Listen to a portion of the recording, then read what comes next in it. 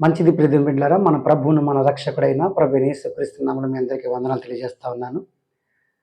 కొంచెము దాని కొరకు ఆశపడి పెద్ద వాటిని వదులుకున్నటువంటి కొంతమంది మనుషులను నేను మీకు చూపించాలని ఆశపడుతున్నాను.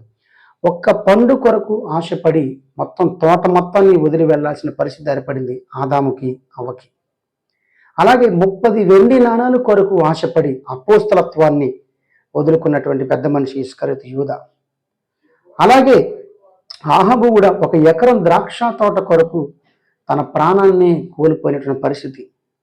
చాలామంది కూడా కొంచెం దాని కొరకు ఆశపడి పెద్ద వాటిని దేవుడిచ్చేటువంటి మహోన్నతమైన దాన్ని వదిలిపెట్టుకొని పోతున్నారండి చాలామంది.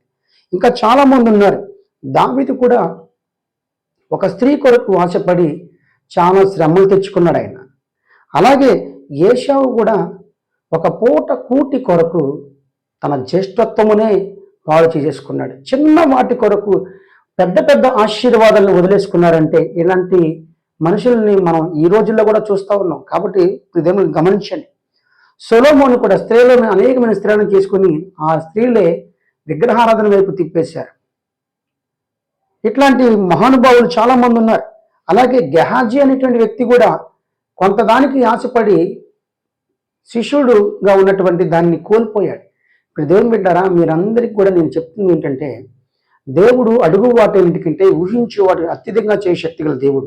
నీవు ఆయన మీద విశ్వాసం ఉంచి నీ ప్రవర్తన చక్కగా కాపాడుకుంటే తగిన సమయమందు నీకు ఏమి అవసరం ఉందో అది ఖచ్చితంగా ఆయన ఇస్తాడు.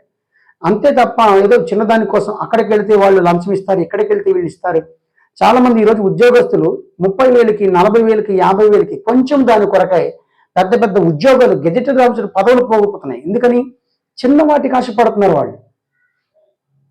ఆ దినాల్లో అట్లాగా ఉన్నారు, ఈ దినాల్లో ఇట్లా ఉన్నారు. కాబట్టి మీరైతే గనక, నేనైతే గనక చిన్నవాటి కొరకు ఆశపడక దేవుడు ఇచ్చేంతవరకు ఓపిక కలిగి ఉంటే ఖచ్చితంగా దేవుడు మనం ఇచ్చేటువంటి వాడిని మనం పట్టజాలంత విస్తారమైన దీవులను కుమ్మరిస్తాడని కూడా ఆయన సేవకుడు తెలియజేస్తుంది. ప్రియమైన ఎప్పుడు కూడా రాంగ్ స్టెప్ వేయబాకండి, రాంగ్ వేలో వెళ్ళి సంపాదించాలని కోరుకోబాకండి, అది మీకే ప్రమాదం అని ఆయన సేవకుడికి తెలియజేస్తా ఉన్నాను.